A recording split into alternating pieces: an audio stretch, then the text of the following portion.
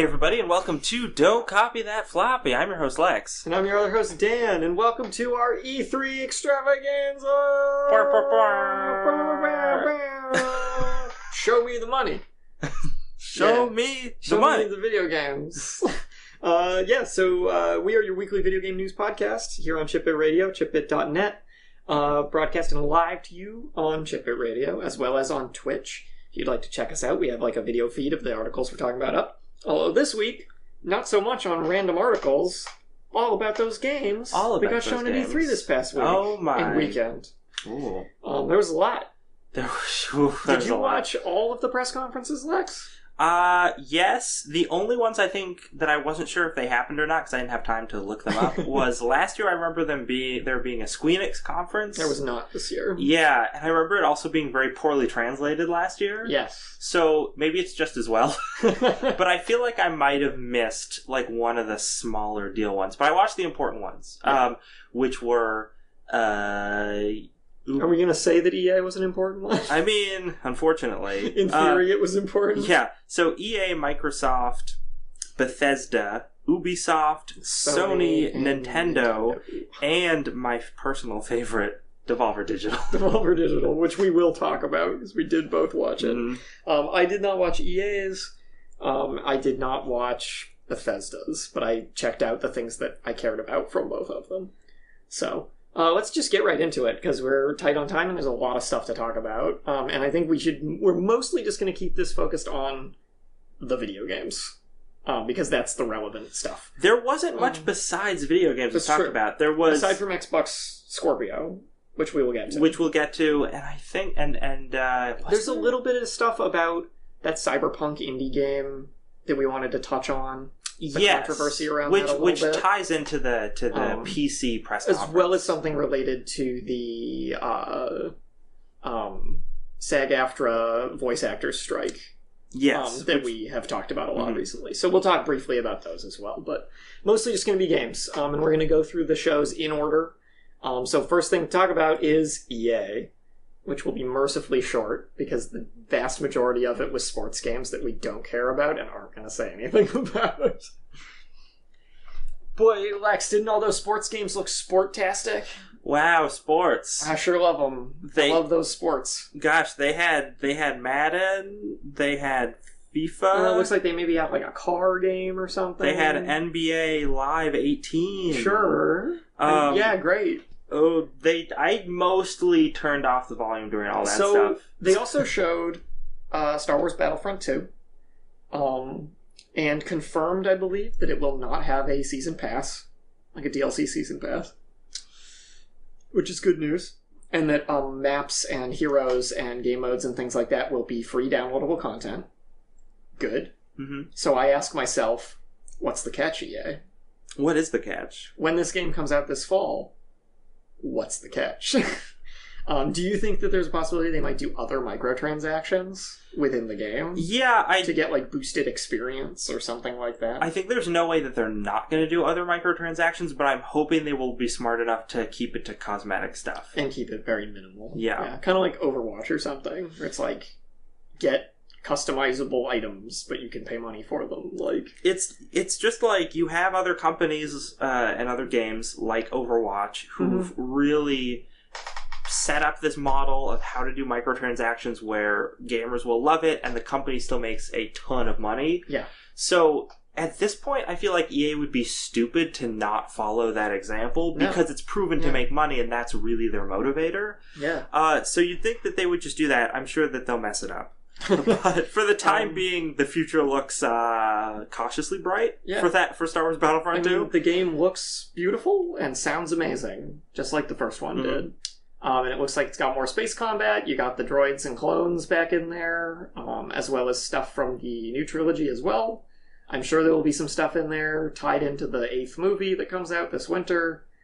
It's pretty much what I expected out of that game. So I'm still not tremendously excited about it. The E3 press conference, or EA press conference overall, was not the longest, but it was very long, and it was rife with all sorts of weird hosting problems and technical glitches. I and missed out things. on all that because I didn't watch it. My favorite was the intro for Need for Speed. Oh no. I can't remember the name of the guy, and I can't find articles that say his name. He's a YouTube content creator, and they had him introduce the game and introduce the producer of the game to talk about it. And he just, like, I think his teleprompter was messed up, because he kept being like, hey, I'm so-and-so, and I'm here to talk about Need for Speed Payback, and, yeah. Yeah. So Need for Speed Payback is, yeah, and I'm, so let me bring in the producer of Need for Speed Payback, and then he like mispronounced the guy's name. It's like and the translator at the Nintendo Switch show back in January, who just kept being like, and, we have games for you that will be on the Switch. And what was especially weird was then the producer comes in and just starts talking very professionally and knows exactly what to say. So I'm like, wait, if they're reading from the same teleprompter, how is this guy fine? It's embarrassing. Maybe he had contact lenses and he like lost them right before the show or something. No, he had glasses on. Well, and I'm like, shit, I'm out of guesses. I think he just had some jitters there. And And that's like totally understandable, but it's just like EA. come on, You run through this beforehand. You need to like make sure that everyone knows what they're doing. Not gonna get stage fright. Yeah, it's just embarrassing. But that's what a lot of the EA conference was it was embarrassing. Yeah. EA had the glorious position of teasing Bethesda or BioWare's new IP. See, I said it. I said Bethesda's new IP. BioWare's new IP, Anthem, which we'll talk about more with the Microsoft show because that's where they really showed the game. Mm-hmm. The coolest thing, I think you probably will agree with me because it's like a new IP and it's interesting. The coolest thing shown at EA's press conference was A Way Out, which is a co-op only adventure game made by the guys who made the indie title Brothers: A Tale of Two Sons, which is a very well received game. Yeah, and I've never played it, but I played like a little bit of it, and I've watched a lot of Let's Play of it. Mm-hmm. I kind of assumed that after that game they would do more indie darling type games, things of that sort. But instead they're jumping right into like you know what this game is a good example of the thing we've talked about in the recent past about a AA game. Yeah, you can tell it's not like got a bloated crazy budget, but it looks really good. It's got good voice acting. It's got a lot going on in it, like gameplay wise. But it still feels like it was not made with an exorbitant budget, and therefore doesn't need to do obscenely well to succeed. Yeah. And it also looks fun. Mm-hmm. And it's aimed at people who want to play a co-op game. Yeah. Either online or on the couch, they even said. And you play as these two guys who end up in a prison together and decide to break out. They hatch an escape plan, and based on the trailer, there's also a lot of stuff that happens after you are out of prison. Yeah, there was a lot of gameplay footage that was like clearly stuff that happens when you're on the run from the cops afterward. Yeah, and that's cool. I really like that. Yeah. There's portions where like one character will not be able to do things because of where they are in the scene, and the other character will have the freedom to go around and do things and alter stuff that's going on. It just seems like a really cool adventure game idea, especially one to play with a friend. Yeah, and they've got this really interesting, because it's only co-op, there are cutscene sequences in it, but the way those work is one person is in a cutscene and the other person is continuing to play through split screen. It looks a little awkward because the cutscene goes into 16:9, but then because it's split screen, it's like half the screen is a 16:9 box and the other half is like... Well, they also they did a thing where they squished one player's window down to being like narrower. Yeah. Depending on how they wanted to present the scene. Like where you have closer focus on that character, whereas the other one's in a cutscene, so they have a wider focus on what's going on. And the sort of mixing up aspect ratios like that like irks me a lot. But I'm sure it'll work out fine for the game. It looked clean enough in the previews that it didn't bother me too much. Like, it didn't look super obtrusive. We'll see how much they actually, do it in the main game. The other thing is, in this game, and I'm sure they've worked this out, but my only worry is that there's a possibility for you to trigger cutscenes at the same time. and then it's NPCs talking over each other, and neither player can hear what's being said. It'll be interesting to see how they handle that. Mm-hmm. So, well, I'm looking forward to it. I want to see how this game shapes up. Looks very cool. Very Shawshank Redemption. Yeah. They got a good thing to work with. Also very different from their last game, so we'll see how they do with that. Let's move on to Microsoft and their incredible new console pictured here. Say the name with me now.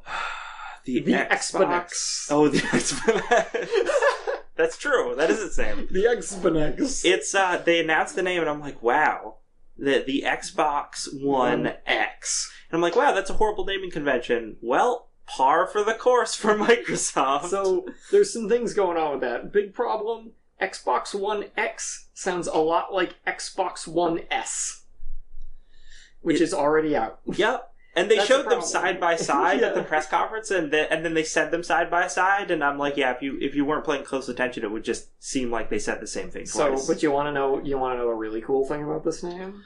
What? The abbreviated letters are XBOX. Xbox. Whoa! We're back to 0. I still like the name more than them just calling it the Pro or the Elite or something. Yeah. But it's not without its problems. They should have just kept it as the Scorpio. Yeah, they should have kept it Scorpio. That was a way better name. It's a cool name. Like, it would have gotten it noticed. But I'm sure they had some marketing-focused testing group who decided that X sounded cooler or whatever. So now everyone can call it the Xbonex or the Xbonks or whatever they want to call it. The Xbox conference was by far the longest. Yep. They showed some cool stuff. They did, but they showed some not cool stuff. It felt very tedious. Yes. Phil Spencer came out in his casual look. Our boy Phil Spencer. And I'm like, Phil Spencer, always playing up that casual look. It's clearly like an act, but I still appreciate it. Yeah, I don't have a problem with Phil Spencer. I really don't. No, he's actually done, he's taken the best of a bad situation. He also promised that they would show games at this Microsoft conference right at the beginning, and they did. They certainly showed did. a lot of games. They showed... Cuphead got a release date. Finally. September 29th, was it? Or 27th? It's the end of September this year. Something like that. Yeah. It was at their... So they Cuphead did this... delayed. They did this whole That's gonna happen. You wait. They did this whole section called the ID at Xbox Games. Yeah. Which are all their, indie titles. Yep. Which was a big montage of stuff. It's a big montage. Cuphead was in there. Some of which looked cool. They had a game in there called The Last Night, which was also shown at the PC conference, I believe. And we're going to talk about that more. We're going to talk about that after this, yeah. That had a whole kerfuffle around it. Art style looks beautiful in that game. Definitely. Just saying, before we get into the kerfuffle, the game looks freaking gorgeous. Yeah, I mean, people have cited that as the future of pixel art in games, and I agree. I think that is definitely that depth of field it's got going on. The next evolution of pixel art. It's great, the lighting. Whew. What else did they show? They got to show the first big showing of Assassin's Creed Origins. Oh, yeah. The new Assassin's Creed game, set in Egypt, like we thought. Should have called it Empires, because Origins is a super hackneyed title convention. Mm-hmm. Yep. The game itself, though, I think it looks good. I think it looks functional. It's nice to know that it's been being worked on for a very long time, and it's being worked on by the Black Flag team, because Assassin's Creed Black Flag was like the last good Assassin's Creed game. Yeah. My only had some issues problem with it was I had two problems with it. My main problem is I watched the gameplay, and I was glad that we got a mission, which was cool. And it was very clearly actual gameplay. Yes. It did not look BS'd. But as I watched it, I was just like, I don't understand how this is different from any other Assassin's Creed game, except there's a bird now, and it's in Egypt. That bird, though. That bird is pretty good. I was just watching it, and I was like, yep, this is the gameplay. They did show a giant monster snake. In the trailer, in the cinematic trailer, right? It was in that trailer. It was in a roll at the end of the gameplay. That's a monster. Yeah, that weirded me out. No Assassin's Creed game before now has had monsters in it. Yeah, I was like, wait, what? That didn't exist in history. That's a straight up monster. What is this Conan BS? I'm fine with it. Yeah, no, I'm sure it's going to be fun. That could be the way they mix it up. Hopefully. tomb crawling with mummies. Yeah, if they put like light supernatural elements, that might be a fun way to mix it up. It'd be cool. But my other very small gripe with it is there's a point where she shoots a guy with an arrow. Yeah.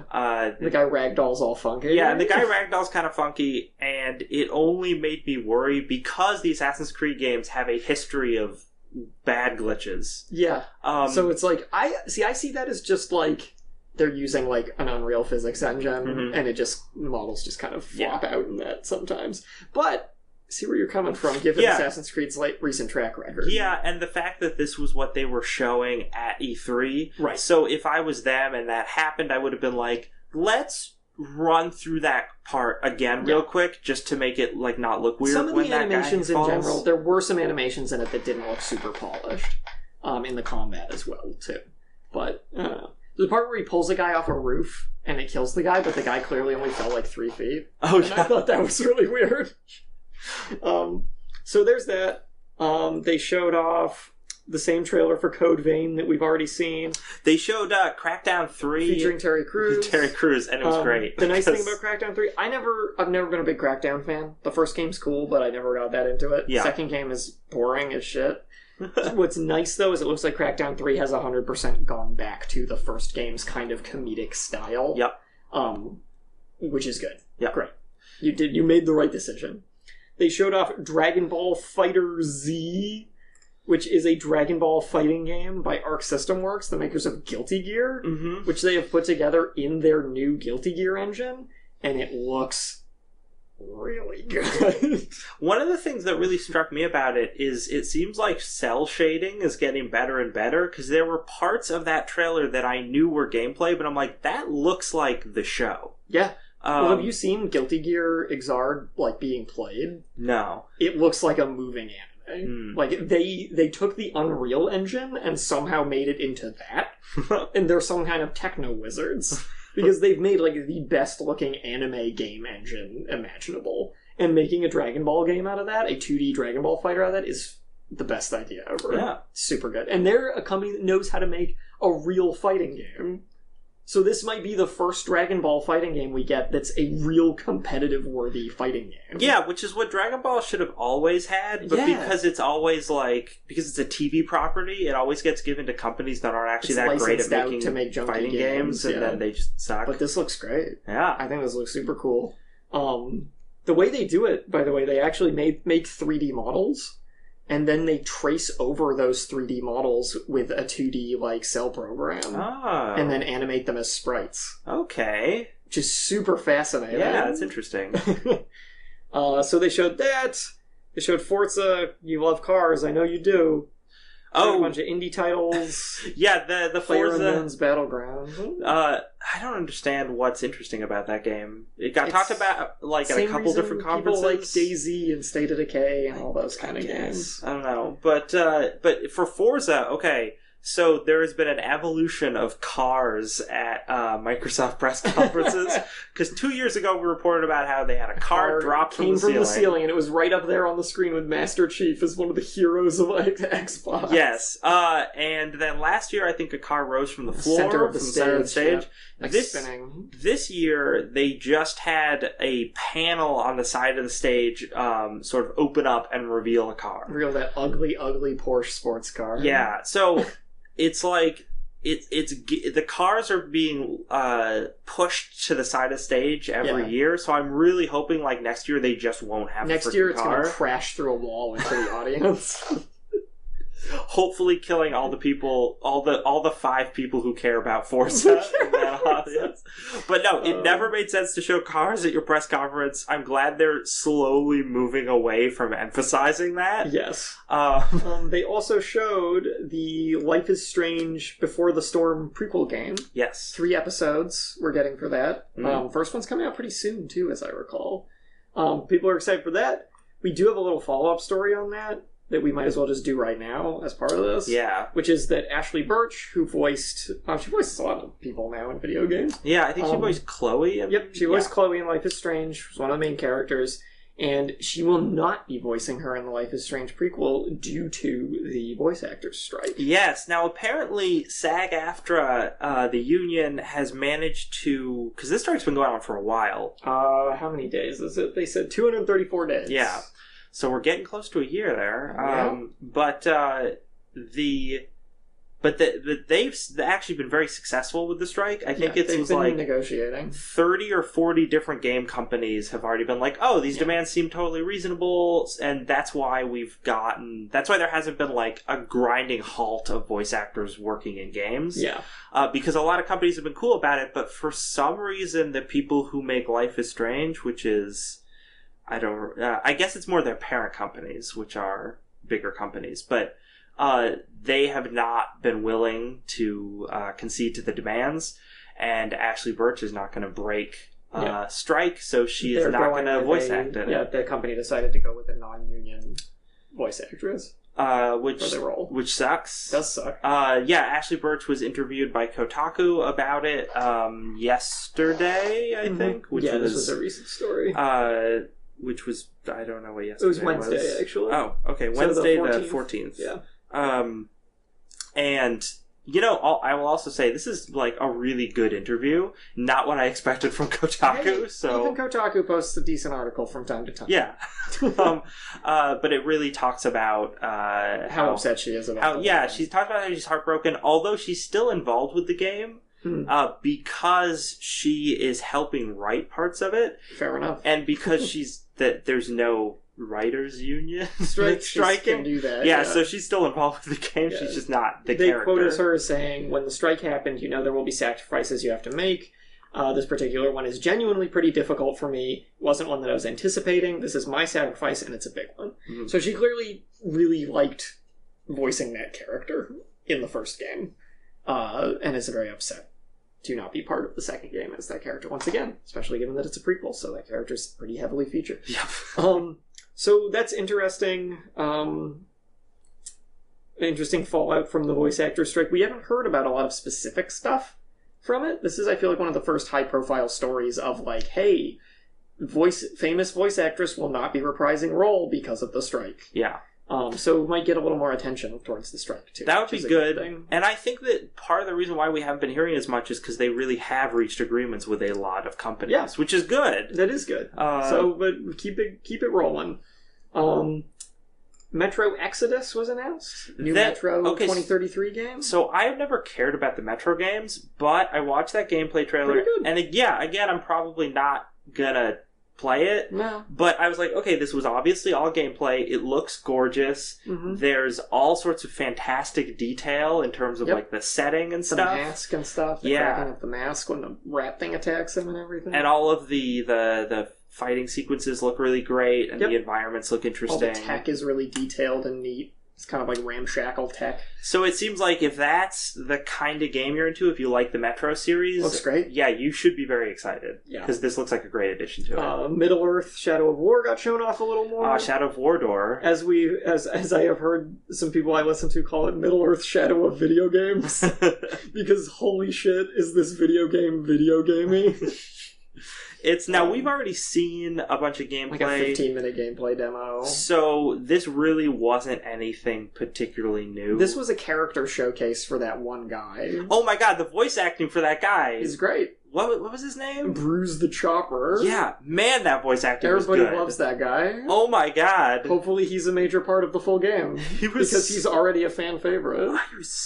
Oh, he was so good. He was really good. All his delivery was wicked on point. Talks about popping people's heads off. I can't do it. No, neither can I. But he does the popping thing where you put your finger in your mouth. And you would do the little pop. I'm not good at it. It's his whole scene. If it had great just facial been animation too. If it had just been a trailer of that scene, that's all I needed. Yeah. So Shadow War, you know what?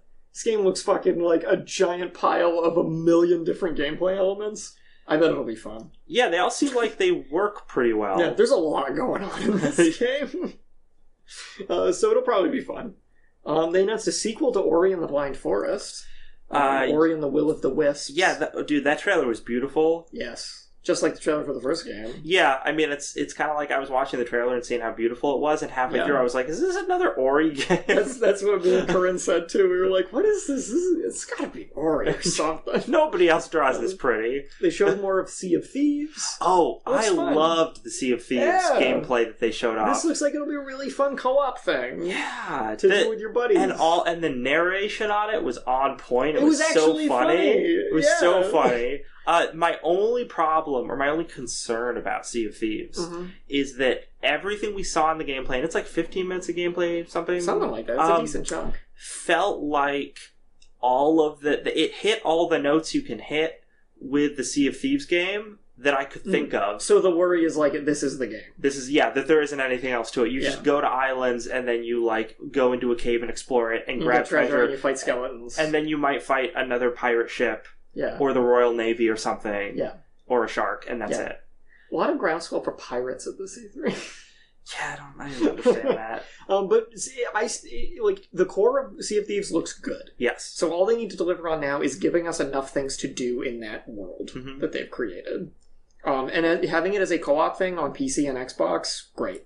Did they say when it's coming out? 2018. Did they say like 2018? Yeah, I think they said early 2018. Yeah. There's a lot of 2018.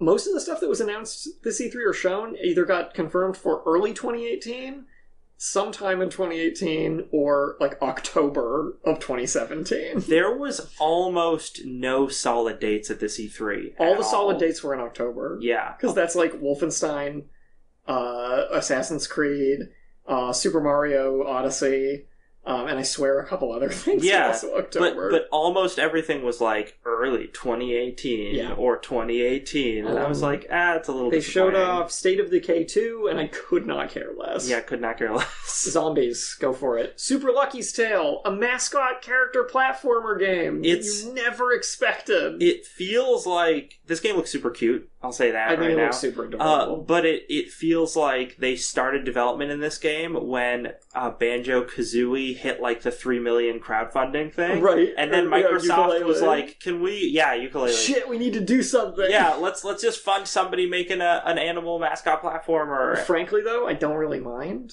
Because this game looks really charming. It looks fun. Yeah, I'll play it. It's another great example of a AA title game. Yeah. And then finally they showed off Anthem, which is BioWare's new IP. You and I, before the show, said, yes, new IP. Because this game really just looks like focus-tested, what does the video game market want these days? Yeah. Make it. Yep. It's Destiny, it's Evolve, it's Halo. It's an open-world sci-fi shooting game with loot. Probably the least original game concept they could have possibly come up with. Yes. At least based on what we saw at E3. The first chunk of the gameplay trailer for it started with what you are seeing is running in-game engine on the Xbox One X. Yep. That was a lie. The first 3 minutes of that trailer is one of the fakest game trailers I've ever seen. Oh yeah, clearly a cutscene. Clearly a fully rendered cinematic. You can just tell. There's details they always put into those things to impress you that are you see them and you're like, okay, so that's something that will never actually happen in gameplay. The core example I can come up with for this is when the main character in first person is walking towards her mech suit. She walks past a mechanic, and as she walks past the mechanic, she just casually puts her hand on the mechanic's shoulder and is like, hey, how you doing? That's not something that's going to happen in gameplay. Nope. That is a directed, cinematic moment put into a movie to sell you on something and make it look impressive. And they hope you don't think about it enough to realize that that's fake. The depth of field they were doing in that part, too. Everything in the background was really blurry and out of focus, and everything in the foreground was really focused. No video game does that. Yeah, because you can't get it to look right in game live rendering. And it would give you a headache to actually play a game that was like that. That all said, once they leave the city and go into the space jungle in their Iron Man suits, it looks substantially more real, but still maybe a little zazzed up for the show. I was watching it and I was like, okay, so if Destiny had more jetpacks, yes, that's what this is. Yep, with evolved monsters. And then they were like, oh, there are different suit types, different classes, and I'm like, yeah. Balanced, heavy, light. Titanfall. Yep. The cool thing about it is that it does seem like it is a persistent, explorable open world. Design-wise, very similar to Xenoblade Chronicles X on the Wii U, which, admittedly, exploring that game's world was really fun, and fighting the monsters. So if we get something like that, if you're the right kind of person, that's cool. Drop-in, drop-out online multiplayer co-op, that's neat for an open-world game. Like, I don't hate this game, and I don't want to hate this game. No, I just don't care about it. Yeah, exactly. I want them to give me a reason to actually care about it. Because the reason why this was so disappointing to me is because BioWare in the past has come up with really great original IPs. And this just feels so safe. And it feels so safe, and they've been teasing us that they're going to announce a new IP for a long time now, so I actually got kind of excited about it, because I was hoping they would give us something really cool, and then they gave us something that, I couldn't care about. Every AAA overhyped game from the last decade mashed into one. It's just so disappointing. I'm so disappointed in BioWare. So Microsoft's press conference ended in crushing disappointment. Just like we knew it would. The Xbox One X, the Xbox X, is coming out this fall for $499.99, which is the price that I guessed it would be. Yeah, that's pretty much what we thought. That console is very powerful. Oh yeah, they talked about all the specs. It's really strong. It has liquid cooling, which I am terrified of in a console. I feel like that's like asking for trouble. Yep. But we'll see how it goes. Maybe their QA was really good this time around. And it is very clear that the Xbox One X is a premium console that is not for their whole market. Yeah. It's not a system... Like, even the PS4 Pro, I would say, is more aimed at everybody. Yeah. This is clearly aimed at enthusiasts who want the best experience possible on their giant 4K television. This is not for Joe Schmo with his regular TV. Like, I would not pick this up, because I have no reason to. Yeah. It's no benefit to me. But if you have a crazy home theater system that you want to play video games on in the highest possible quality as soon as you can, this console is for you. And in that scenario, the $500 price tag is not a barrier for you at all. Exactly. So I think they've hit the right points with this console. And I'll give Phil Spencer credit for that. That was all good. It was good planning on his point. Definitely. So the Microsoft press conference kind of disappointing and dragged way too long and had most horrible moment for Microsoft press conference, guy shouting at the audience. Guy shouting at audience over super uninteresting arena combat game with a bad UI. That was a fantastically awkward moment. It sucked. It was easily as good as the YouTube content creator from the EA conference who didn't know what he was supposed to say. Sucked. So we talked about Last Night, which is the cyberpunk indie game with the really cool pixel art that was shown at Microsoft and the PC Gaming Conference. The lead designer of this came under fire almost immediately following the reveal of this game, because apparently back during Gamergate, he posted a bunch of douchey shit. Well, the thing is, so I don't have his quotes in front of me right now, but in 2014, he was actually showing early screenshots from this game and on a forum, and Gamergate got brought up by somebody. And well, he actually, the stuff he says isn't like terrible. No, it's not. It's not terrible at all. Actually, he wrote this whole long post even back then saying, "Listen, I want more female characters in video games. I want more women in making video games." So let me revise my statement. He said a bunch of stuff during Gamergate that many people took as douchey. Yeah, he was on the wrong side, but he wasn't a jerk about it. No. And it was early on in Gamergate, which is the important thing to remember about when he made his comments. And his comments were pretty much that the Gamergate people, here's a quote, "The Gamergate people are for journalistic integrity, honest debate, transparency, inclusiveness, and egalitarianism." Yes. Now, if you're like in the early stages of Gamergate, I guess I can understand how a couple people could be fooled into thinking that, but that is obviously not true. Yeah. He also or it came to be known that was clearly not true. He He also talks about how back then he was against like modern feminism because he felt it was getting skewed, and he specifically talks about Anita Sarkeesian and how while he doesn't hate her, he thinks that she's making the situation worse and not better by the way that she's too makes alarmist content. Yeah. So I'm like, okay, I read all that. I'm like, okay, I super disagree with you, but I feel like I could have a conversation with you about it. You're not a crazy person. Right. And he said in response to these comments about people, like, complaining about this stuff. Well, hold on. Oh, okay. Because, so what happened was, his game gets shown, and then on the internet, people are like, that game looks cool. Yeah, and then someone else is like, oh, but he said these things, and they put the quotes, and everyone's like, oh, I don't support this game anymore. Yeah. The new meme phrase for it, which is my favorite new meme phrase, is milkshake duck. And I hope it catches on, because it's so good. And the text for it goes like this. Someone on the internet says, check out this duck who loves milkshakes. Internet responds by saying, oh, we love milkshake duck. Someone else on the internet says, oh, you guys, it turns out milkshake duck is super racist. Internet responds by saying, oh, we hate milkshake duck. I like that. So people have coined that as like that these kind of situations kind of backlash as milkshake duck. Okay, so this is a milkshake duck situation. So yeah, within a few hours, people went from saying, I love this game, it looks awesome, to full milkshake duck. Yeah, I hate this game, I'm not going to support it. Yeah. And because that happened so quickly, the next day at the PC gaming conference, he actually wasn't asked about it. Yeah. He instead, Day9, who was hosting that, said, hey, it must be a whirlwind having your game shown in this huge response online. Like, how does that feel? Was Day9's actual question. And he, Tim Soret, I think is how you pronounce his name. Soret or Soret? Well, he's French, so I think is he it's French? Soret. Yeah. So it's Soret then. He said, oh, it's been crazy, and I just wanted to say, I wanted to address some comments that I made back in 2014. So he brought it up. He brought it up, and he apologized, and his apology seemed very genuine. And he also said he has now changed his stance as well. Yeah, he said the way I thought back then does not reflect how I feel now about it. Yeah. Over the last several years, a lot of things have changed for me. Yeah. That's basically what he said. And I was like, that makes sense, because again, Gamergate at this point was kind of a while ago. Yeah, and also those comments were made early on in the course of Gamergate.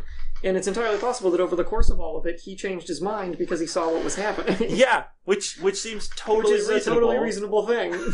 So I want to give him the benefit of the doubt here. Yeah. And just say, okay, he messed up back then. He apologized for it. Seems sincere. Yeah. If he posts on Twitter like next week about how much he hates feminists, then he's going to just kind of cover his ass for the game release. Yeah, but I don't think that's going to happen. It doesn't seem like he's that guy. So keep an eye on the Last Night, because it looks cool, and it seems like the dev isn't a jerk. Oh, and what the Last Night is like actually about? It's a dystopian cyberpunk game. Yes, and it's beautiful pixel art graphics. Yep, very Blade Runner. Yeah, it's very Blade Runner. And it explores the idea of a society in the future where AI has been able to do everything for mankind. So everyone has what they wanted and doesn't have to work and and how does that mess with like identity and stuff, social politics and things like that. Which I think is super interesting. Interesting ideas.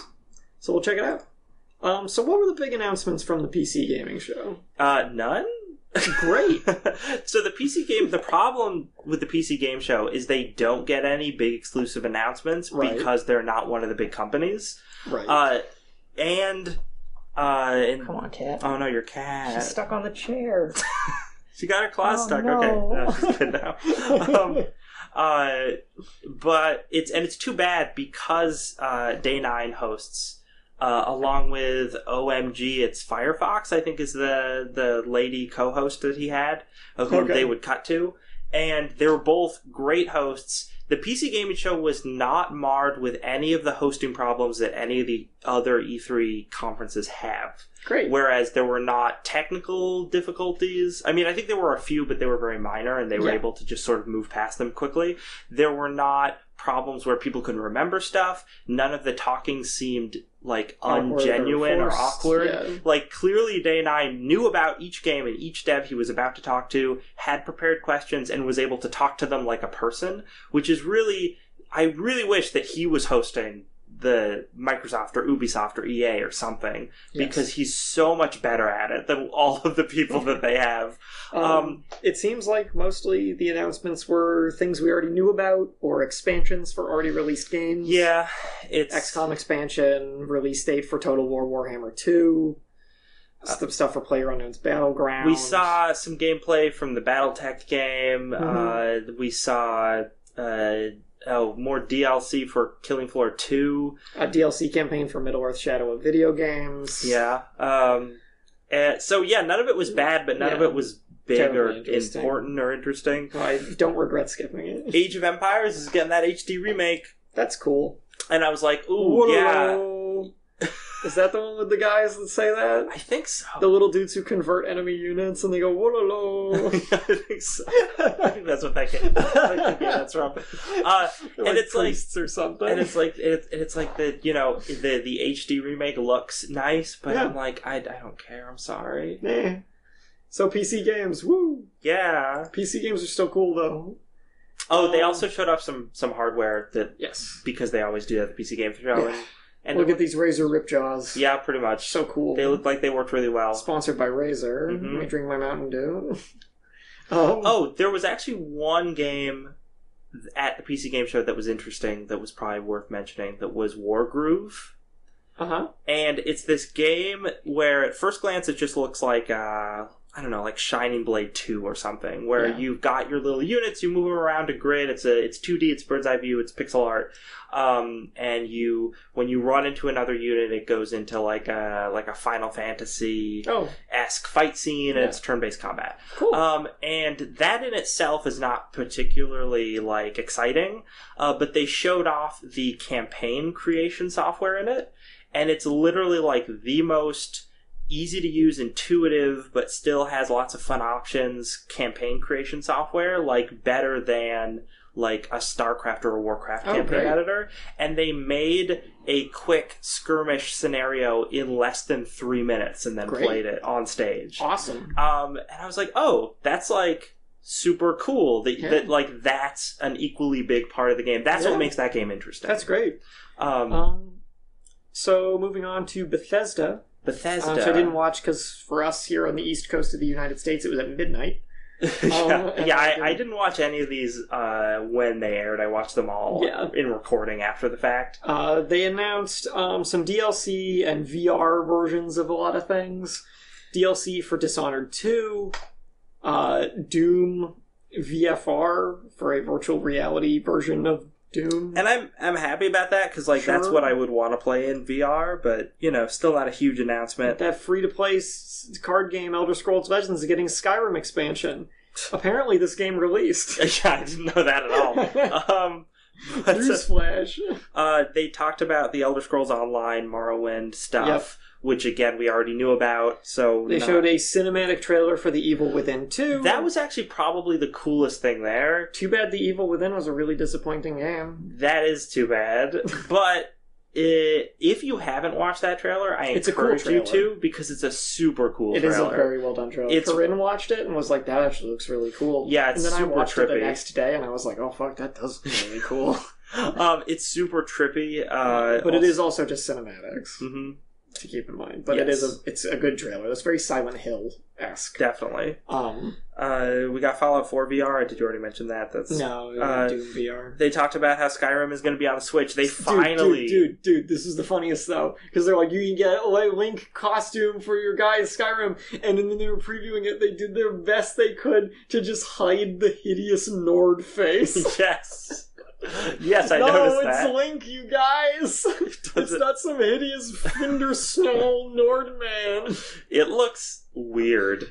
That package. It's really weird. Like, it looks super strange. But at least we got confirmation that that's happening. I mean, it was obviously going to happen. The fact that they couldn't confirm it was so obnoxious. They did say after E3, though, people were asking them, it is confirmed by Bethesda now that Elder Scrolls 6 is not currently in development, and will probably not be in development until they have completed 2 more major projects that they have coming down the pipe. Yeah. So Elder Scrolls 6 is a long way off, and I saw a lot of people reacting to that news by like, oh my god, I can't believe it! How come? Why would they do that? Because they've been making money off of Skyrim for freaking, like, 8 years. Yeah, it's funny. This is Or 7 years. This is another great example of how the game community fucks itself. Yeah. Stop buying Skyrim again. Yeah, if you stop buying Skyrim, they would be like, "Oh, sales have dried up on our last Elder Scrolls game. We should start making another one." Like the Switch version of Skyrim and the VR version of Skyrim that they also announced, or like that's 2 more versions of Skyrim, which puts us at like 12 versions of Skyrim or something that will all come out for full price. No wonder they're not making Elder Scrolls 6. Of course they're not. So that's like, goddamn, they showed Quake Champions. Who gives a shit? Okay, the only thing I will say about Quake Champions is at least like they're trying. They are trying. It looked like when they showed the gameplay, I'm like, okay, it seems like they're putting work into making a fast-paced shooter. They're putting BJ from Wolfenstein into it as a character. That's cool. I guess maybe they'll put Doom Guy in there. That would be fun. And then you can just play Doom Guy and pretend you're playing Doom. Yeah. Although it would be better to just play Doom. It's just you should really just go play Doom. But this was clearly like, we need to capitalize on that esports market, so we gotta have an esports game. And then their big announcement at the end was Wolfenstein 2, the new Colossus. With an amazing trailer. And hot dog. Yeah. The trailer's great. That game looks great. Looks fantastic. That's some good old-fashioned first-person shooter right there.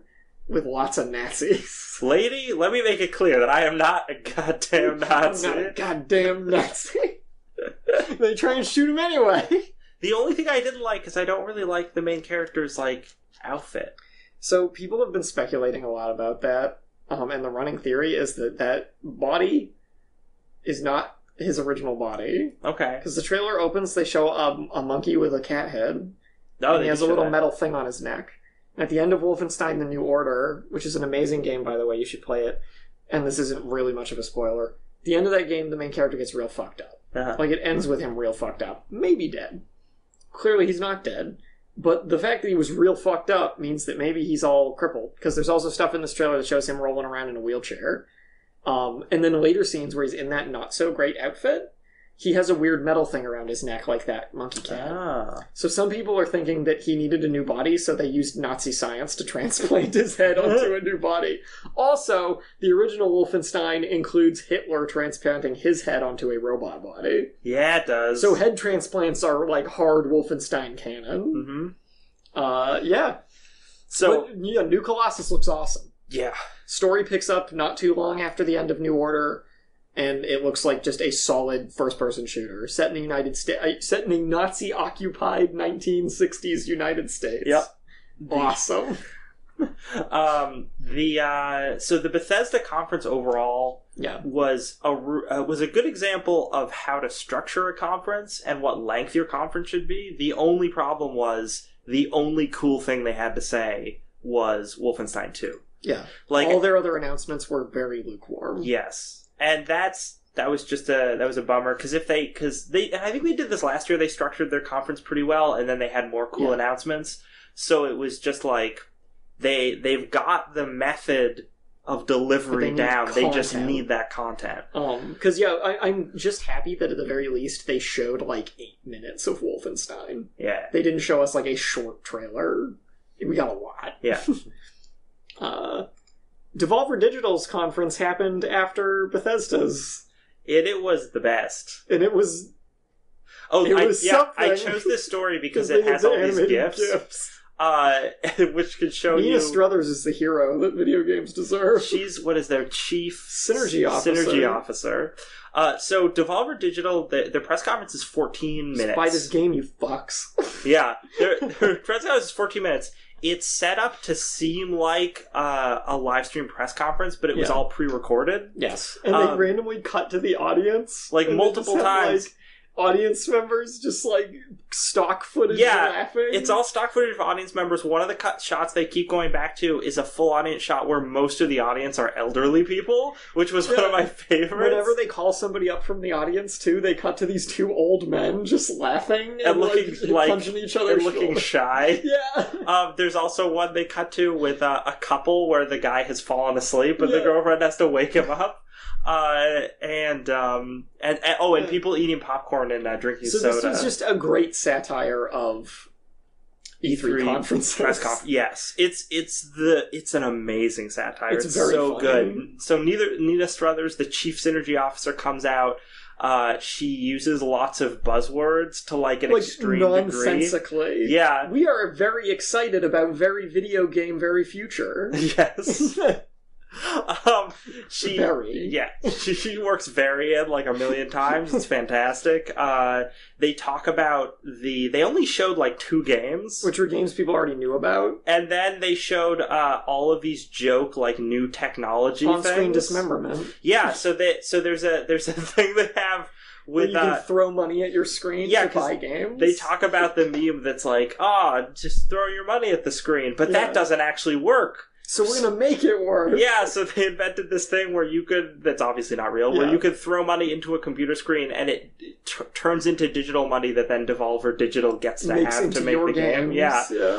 But during the showing of them using the tech, the guy's hand accidentally goes in and gets severed. Yeah, like live on stage. Blood spraying everywhere. Yeah. Oh, man. It's so good. I also like the subtle detail. The guy who they called up from the audience is covered in Devolver Digital merchandise. Yeah. Implying that he is the most obvious audience plant you could possibly have. And then they have him come back to show with his severed hand. With his severed hand to show off their, earliest access. Earliest access, where they steal your thoughts and turn them into games. Yeah, it's like they talk about how as soon as that internet comment comes out, we've already incorporated that into the game. Yes. it's great. And it just kind of goes on until it goes absolutely insane, and they have an incredible fake Scanners-esque head explosion. Yeah. There is a ton of blood and gore in the... it's great. It's 15 minutes, and it's 100% worth a watch if you just want to laugh. It's so funny. It's just, especially for us... Yeah. Because we've covered the E3 press conferences, so the satire is just so on point. Yeah, it's great. Nina Struthers did a great job. Ubisoft, they showed off Mario and Rabbids Kingdom Battle. Which was weird. I'm not interested, really, but I want to say that it's cool that it's just XCOM. It is just XCOM. Like, I was watching it, and they showed off gameplay, and I'm like, oh, this is XCOM with a Mario skin. Including the real minutia of XCOM's gameplay. Yep. Like, putting characters into Overwatch, and the cover systems, and, like, combination strategy attacks, and, like, different unit types. The only thing that seemed really sad about that was the guy who was talking about it was like, we've been working on this game for 3 years, and now we can finally talk about it. And I'm like, dude, it's an XCOM clone. Could have made that in 6 months. Yep. What are you doing? Why did you take 3 years to make an XCOM clone? So they showed that, talked a lot about it. There was some very awkward moments at the beginning where, was it Miyazaki, right? Shigeru Miyamoto. Miyamoto comes out. Hanging out with Yves Guillemot. Yeah, and they both were have yucking it up with big guns. And it was like, and they pause for a photograph, which got like instantly memed. Oh, of course that was meme heaven. Oh yeah. I will say I like the moment where they pointed out... Oh, my cat's opening a door. Where they pointed out... They were like, hey, Shigeru Miyamoto, the guy who made this game, the director of Rabbids vs. Mario, is in the audience. And they point to the guy, and they cut to the dude in the audience, and he's wearing a Bowser t-shirt, and he clearly is, like, crying, because she gets to meet Shigeru Miyamoto. Yeah, no, he was very... That was a very sweet moment. He was really happy. That was one of the only times I've seen at E3 where they cut to, like, an audience member to have them stand up, and it seemed genuine. It was, like, for a good reason. Yeah. So that was good. They talked about Assassin's Creed. They talked about The Crew 2. It's got planes. Yeah. They talked about South Park, showed a new trailer, still looks funny. They talked about a new pirate game called Skull and Bones. Which looks like the most generic AAA pirate game ever. It's just Assassin's Creed Black Flag's pirate, or ship combat, made into its own full game. Yes. Which is fine. It's fine. But it's not super interesting. Yeah, just don't expect me to get excited about it. They did show that there are sea monsters in it, though. That's true. There's a Kraken. We did see that. So that's cool. They showed Beyond Good and Evil 2. That was the big thing. Which tons of people are really excited about, and I'm like, I feel like I should be really excited about this, but I never played Beyond Good and Evil. So... Yeah. but no, it's a prequel to the first game? It's a prequel. We only got a cinematic trailer. We saw no gameplay. Very well done cinematic trailer. Yeah, that was like Blizzard level cinematic trailer. It was super really looking, well put together. Well directed. And very adult. Very adult. Like the... Tarantino-esque. Very Tarantino-esque. The original Beyond Good and Evil 2 is not like that, so people were surprised. Yeah, lots of swears. So much big boob ladies. Yep. A big boob lady with the pig man. Mm-hmm. But totally worth watching. Looks great. Looks good. Very exciting. See some gameplay. They showed Far Cry 5. And they showed gameplay of Far Cry 5, which was the big thing. Introduced this cast of characters that's in it, including Dog, who brings you guns. Montana. It looks like Far Cry in Montana. Yep. Looks good. Yeah, it does look good. Looks good. I'm probably not going to buy it, but it looks good. They showed off a new thing for Steep. Because they keep thinking people care about Steep. No one cares about Steep. Just like Just Dance. They showed off this interesting game called Starlink Battle for Atlas, which is coming out late 2018. And this game is like a Star Fox spaceship game where you put a big spaceship model on your controller and you can swap out parts like Skylanders kind of thing. It's, this is dumb. I think it's neat. I think it's stupid, but I think it's neat. It's an obvious money grab. But it's not coming out till late next year, which means it seems like they might be putting time into it. Maybe. The models for the ships look nice. They do look nice. My assumption is that this game isn't going to sell, and the reason why is because, it relies on peripheral fun toys, but it's a game that's geared toward an older demographic. I've seen people saying this is like Skylanders for adults. But adults don't, unless they're into Nintendo stuff, they don't buy things like this. But this is on the Switch. Oh, is it going to be on Switch? Yes. I didn't realize that. Yep. Well, in the trailer, they show it being used on a Switch controller. Then I can totally see that working then. Yes. But I thought this was just... rescinded. I think it could do well on the Switch. I don't think it's going to do well on the other consoles. I believe it's multi-plat, but the Switch at least might be a good place for this. So, and then they showed a really weird-ass game with Elijah Wood. It's a VR game. VR game called Transference. I don't know what the hell it's about. It's about playing through other people's memories or something. Sure. It looks like a weird indie VR game that could be cool. Maybe. We're going to run over tonight, but that's fine. That's fine. It's E3. It's Sony. E3! Yeah! Most of these, especially Nintendo, we can get through pretty fast. Yeah. Sony, moving right along since we are low on time. The least interesting thing they showed, Call of Duty World War II. Guess what? It looks exactly like you thought it was going to. Yep. It's Battlefield 1, but in World War II. We had Days Gone. Who cares? Yeah, Jesus, who cares? It's just Last of Us with less interesting characters. And more zombies. And a bear. There's a zombie bear. I don't care about Days Gone at all. I really don't. Destiny 2. They announced the beta date for that. Sure. Detroit Become Human. David Cage. Okay, Detroit Become Human. I watched the whole trailer. We got to see gameplay. Again, we saw that last year. too. A different scenario with a different character. He keeps introducing new characters we're going to be playing. Yeah, and this is... And I kind of expect him to do that because he's done it in his past games. But the problem with this... It's still playing up the choice elements. Yeah, which we pretty much expected. But when they showed it last year, it was like intriguing in that it was... a hostage situation. Hostage situation was very tense. Yep. You could see how that scene could go tons of different ways. Yeah. Very directly. And it was more... And they showed it, and it felt like, oh, okay, this game is going to be a film noir genre type detective game. No. I could dig that. And then you see this trailer, and it's a different character, and it's a completely different genre of game, and one that I find way less appealing. We've also moved completely away from the first character who got introduced to us for this game, which is the woman android. Yes. Who we don't know anything about her actual story. Still. So this now turned into like a Viva la Revolution Save the Androids game. And I'm sure what it'll be like is half of the game or some percentage of the game will be the detective parts, and some percentage of the game will be these parts. It'll and be like Heavy Rain. Yeah, you jump between them and their stories come together. Somehow. But and this story doesn't look like it's inherently going to be bad. It just looks inherently less interesting than the thing we saw before. Yeah. So my assumption is David Cage is fulfilling the prophecy of David Cage. And which is that he takes a great idea and then messes it up. And that's the thing. Overall, even this year, this game looks very well put together.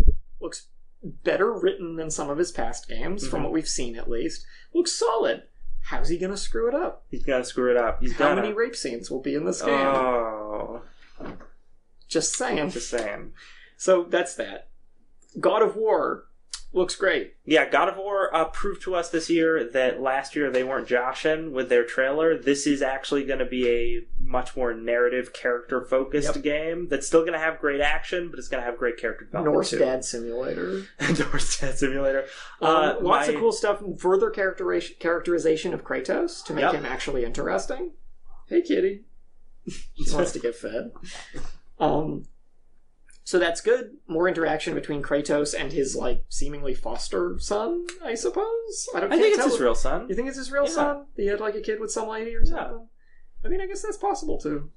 But either way, good interaction between the two characters. Yep. Voice acting for the kid is, like, really strong. Oh, yeah.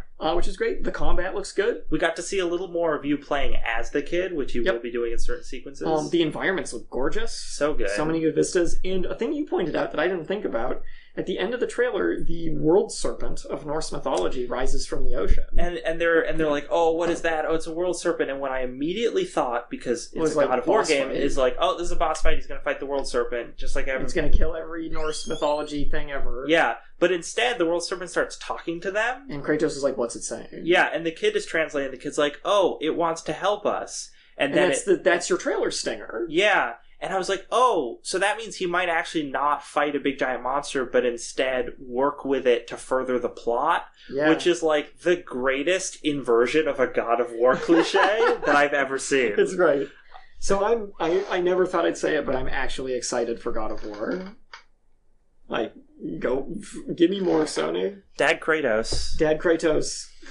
Doing work. Mm-hmm. Horizon Zero Dawn is getting a DLC campaign called The Frozen Wilds. We expected, pretty much. I'm sure it's going to be good. Yep. Marvel vs. Capcom Infinite looks bad. Oh, God, it looks so bad. Those character models look like shit. And all of the story stuff was so cringeworthy. It's really bad. It goes just over the line of being good bad into just bad. It also, this video pretty much confirms that leaked character roster is like 100% true. Oh, definitely, yeah. Because it showed all but like a few characters that are on that roster. So, woo. Give me Dragon Ball instead, please. Yeah. Monster Hunter World. How much money did Sony give Capcom to get this from Nintendo? Man. This looks like it's going to be pretty cool. Yeah.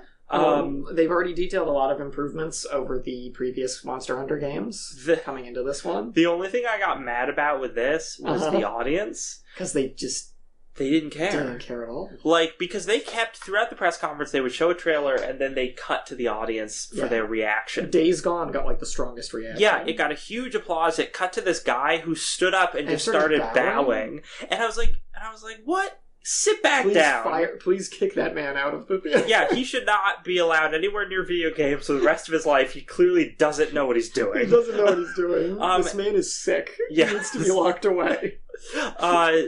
And then when they showed Monster Hunter and they cut to the crowd, there was a smattering of applause. And people genuinely didn't seem to care that much. Before they showed Monster Hunter, Sean Layden from Sony was up on stage and he's like, we're going to show you a lot of great games tonight.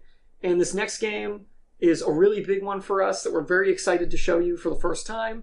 And it's a game that's very near and dear to my heart. Mm-hmm. And I was like, Sean Layden, you play Monster Hunter? I thought you were just a man in a suit, but you have a heart after all. Like, shocking. But the game looks really great. Yeah. It's finally got like current gen graphics pretty much. You got to see a cool new T-Rex monster with a big old nose. Big nose can inflate. Big nose, big inflate, they look great. Lots of environmental destructibility. They confirmed that there are no longer loading screens between zones in a larger area, which is great. They talked about online drop-in, drop-out multiplayer.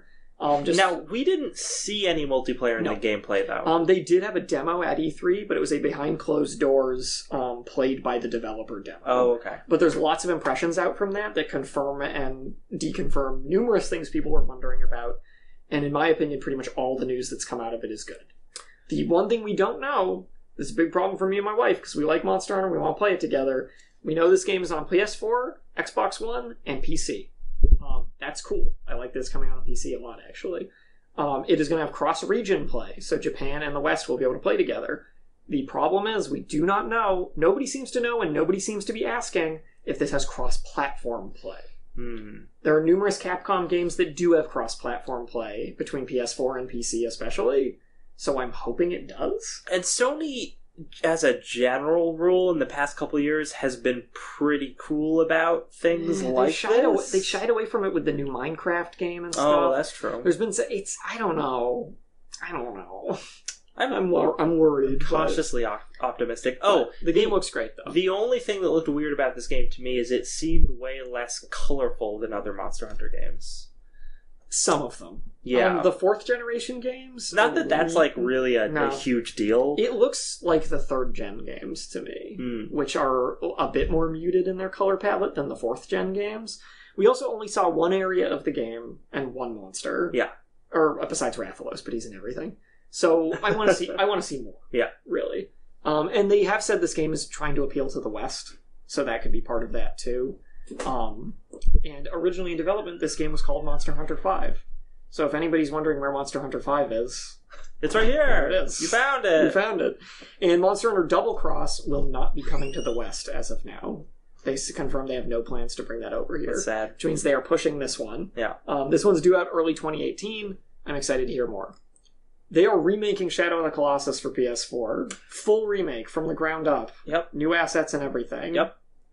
I'm cool with that. I'm cool with it. I mean, I'm not someone that game will run like crazy good on PS4. It totally will. It'll be awesome. I'm not someone who cares that much about super pretty graphics, so I'm fine with just playing my PS2 version if I want to replay it. But it's cool. I like the idea of a new generation of people being introduced to Shadow of the Colossus. Yeah. They showed a lot of Spider-Man gameplay. Oh, I love that. The only weird thing about the Spider-Man stuff they showed was it was unclear which parts were like cutscene parts it was and which an parts E3 were demo. Yeah, there was some parts that were clearly straight up gameplay. Yes, and there were some other parts where I'm like, I don't know if that's how gameplay's going. Lots of quick time events and stuff. But it looks good. And lots of quick time events. Yeah, it looks like a Spider-Man game should. Yeah, it's people were talking about how it's very Batman Arkham in terms of he goes up in the rafters and then webs people and comes down on him and does moves. Keeping it non-lethal, they said too. They don't want Spider-Man to kill anybody. Yeah, it was great, and just the way he fights and the different character animations look fantastic. There's even a part in the preview where he like clearly kicks a dude off a building, and you're like, "Oh my god, that guy's gonna die!" And then he just goes like, "Whoop!" and webs him back onto the roof and ties him up. Like, it was great. That actually poses the question: is there gonna be a gameplay mechanic for that where you can punt someone off a roof, and if they do die, like you get in trouble? Or will he automatically recover them or something? Because I don't think he'd automatically recover them. It'd be weird. Yeah, it'd be weird. So it's going to be people are hoping it's going to be open world. Yeah. And I'm sure it will be. And the villain is a villain who's not in every Spider-Man game because he's a newer villain, which I was happy about. Is this dude named Mr. Negative? Oh, I didn't know who it was. He's newer to the comics, okay. So I was glad. I'm like, finally, it's not a game where we fight Venom or the Green Goblin or Dr. Octopus. It seems too. Yeah, because there's a lot of reference to him. Yeah. So. They showed Skyrim VR, whoop-de-doo, showed the Uncharted DLC campaign with Chloe as the main character. It looks good. Yeah, it looks good. Set in India. They showed a bunch of PSVR games, some of which look kind of neat. I have a list of those. Final Fantasy 15 Monster of the Deep, which I don't actually even remember seeing. Fishin' Bros. This game called Moss that looks adorable. Yeah, it's like a mouse guard kind of thing. Where it seems like you're kind of guiding this mouse character through places. Yeah, that's one of the games that I was weirded out by because it's a VR game where you're not the character. Yeah. You're like some omniscient... Like a spirit. Yeah. Follows him. And that, I don't know how that's going to work. I'm interested to see... The game looks cute, though. Yeah, it looks super cute. The Inpatient, which is about being in a mental institution. Spy Supermassive Games, who did Until Dawn. Yeah. And I speculate that the sanatorium in that game is the sanatorium on top of the mountain Until Dawn. Oh, nice. Back when it was operating. It looks very similar. So. Which means there could be a lot going on in that game. So that's cool. I like to see that they are supporting PSVR still They're continuing to put out. Yeah, trailers. I assume they'd be pushing for that, and there seemed to be some interesting games for it. And that was about it for Sony. They had some good stuff to show for sure. And Nintendo with a concise 24-minute direct. Nintendo, in terms of how they spaced everything out and how they structured their direct, that's how all E3 press conferences should be structured. Boom, boom, boom, boom, boom. Here you go. And yet there was still little talking in between. They had those little sequences. But it was largely They gave us all the information we needed. The only thing people shouldn't emulate is like the way they talk to people, because that was super awkward. Reggie comes out in the beginning in front of a clearly... The game. Yes, he gives a political stump speech about video games. And he's in like a room that is clearly a green screen backdrop, which looks really weird until the point that the room dissolves and he's outside. And I'm like, oh, that's why they did that. That looked odd. Yeah. And then everyone else is also in front of a green screen, but not for that reason, just because. Right. So Nintendo, big announcements. We'll just go down the list. Metroid Prime 4. Yes. Oh, that's what I wanted. And also Metroid Prime or 2, Metroid 2 Samus Returns. Remake for the 3DS. That also looks really good. So this is... You get your 2D Metroid, you get your first-person Metroid. This is great. This is clearly Nintendo apologizing. Yeah, they took their head out of their butts after last E3. After Federation Force and Other M.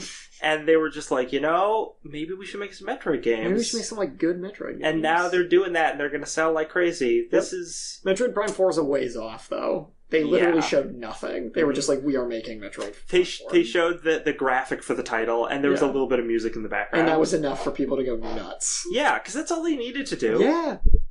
New Kirby game for the Switch. That looks fun. We saw a bunch of gameplay. It brings back combo powers from the Nintendo 64 game. That's awesome. Co-op. Legend of Zelda Breath of the Wild DLC. The 2 DLC packs we saw there. They detailed the first one more and really showed us what's going to be in it. And then they dated and gave a title to the second one, which is said to be the story-based one. It's coming out in the holiday season, I think in November, they said. Yep. And it's called Ballad of the Champions, which implies that it will probably be a prequel to the game's main story stuff. Yeah, and the first one is Trials of the Sword, which seems like you start with no items and nothing. You're just wearing shorts. It's a big super dungeon. Yeah, and you have to work your way through. And the reward for completing it is a powering up of the Master Sword. Nice. Which people are speculating is going to be making the Master Sword unbreakable. So it doesn't have to recharge. Yeah. That'd be cool. Also adds a lot of little quality of life features to the game. A new Pokemon game, a mainline RPG Pokemon game, was confirmed for the Switch. That announcement was even less than the Metroid announcement, because they wouldn't even show logos. They just, while the guy was talking about the guy from the other Pokemon stuff, company he was like, by the way, yeah, we're making a full-on Pokemon game. Hey. Just letting you know, and then it cut away from him. Rocket League is going to be on the Switch. Which is very smart on Nintendo's part. I'm Fire Emblem Warriors got a cringy as hell trailer. Oh, it was bad. Mother! The voice acting in that was almost as bad as the voice acting in the Xenoblade Chronicles 2 trailer they showed. Yep. Actually, I think it was worse. It made me sad, too, because I recognized some of those voice actors, and I'm like, no, but those guys, they could do better than this. So, they showed a new Yoshi game, too. It's a new side-scrolling Yoshi game that looks cute, as always. Yep.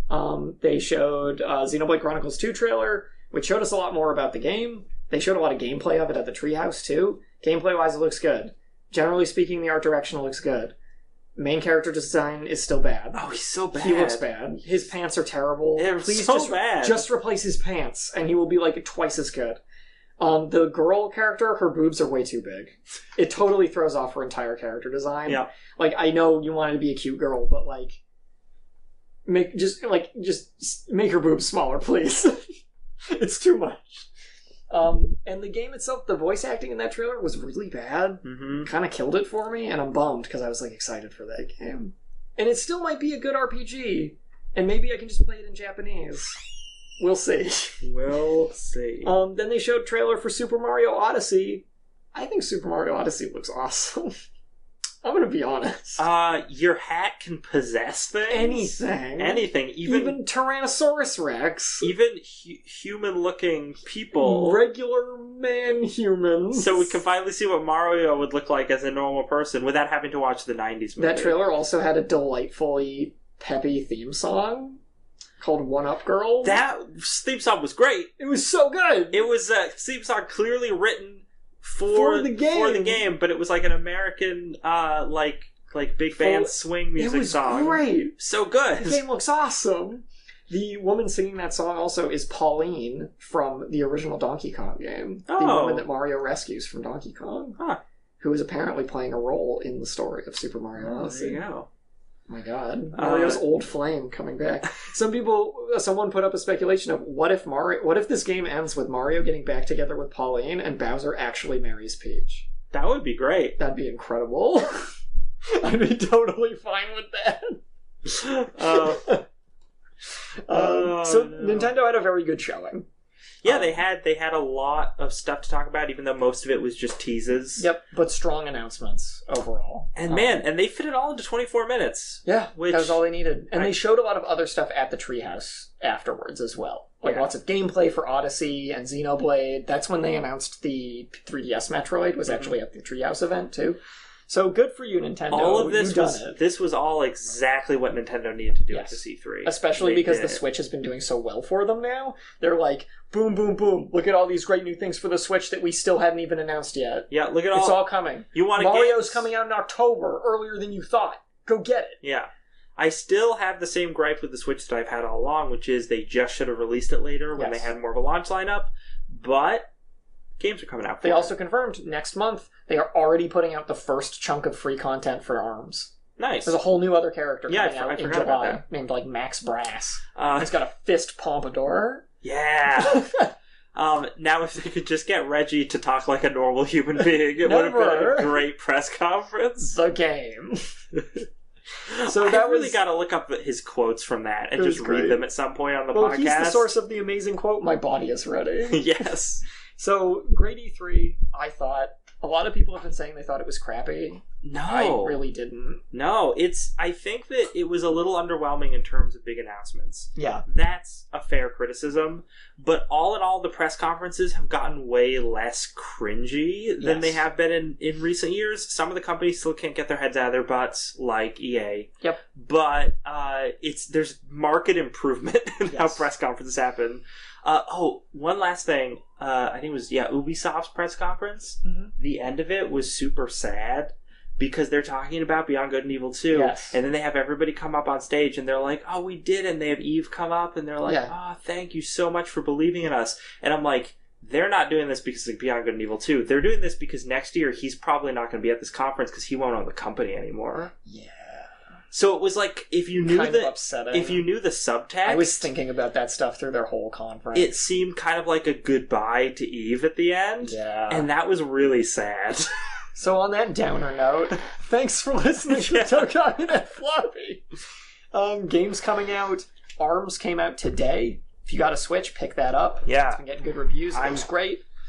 And next Friday on the 3DS, Ever Oasis is coming out. A cool looking little RPG. I'm the only one in the world that cares about that game. Yeah, Corinne really cares about it, but she might be the only person. The only one. But she played the demo and it looks really good. Nice. I watched her play it. So that's it.